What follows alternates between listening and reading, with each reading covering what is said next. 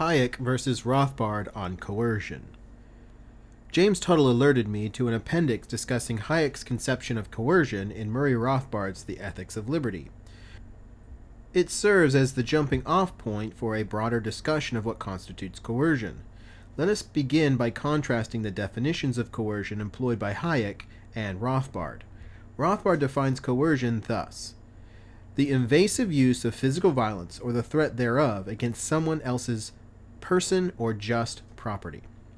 Rothbard provides several quotations of Hayekian definitions of coercion. The first one goes, control of the environment or circumstances of a person by another so that in order to avoid greater evil, he is forced to act not according to a coherent plan of his own, but to serve the ends of another. He also quotes Hayek thus: coercion occurs when one man's actions are made to serve another man's will, not for his own, but for the other's purpose. The third relevant Hayek statement quoted goes, the threat of force or violence is the most important form of coercion, but they are not synonymous with coercion. For the threat of physical force is not the only way coercion can be exercised. Hayek clearly embraces a more expansive definition of coercion than Rothbard does.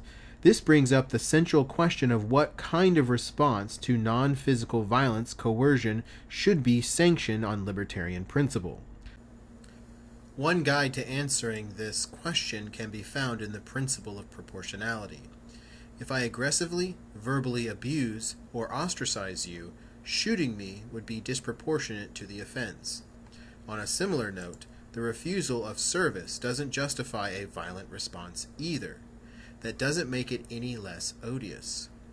An expansive definition of coercion allows libertarians to achieve a greater depth of understanding about the various ways in which people can be coerced.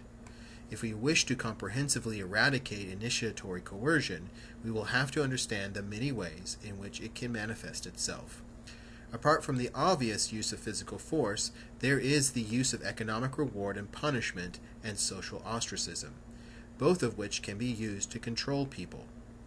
The solution to dealing with these kinds of controls is to make use of non-state, non-violent protest.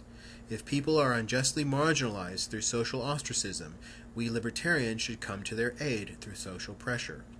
When people are controlled through economic reward and punishment, there should be a concerted effort to help them achieve greater economic independence.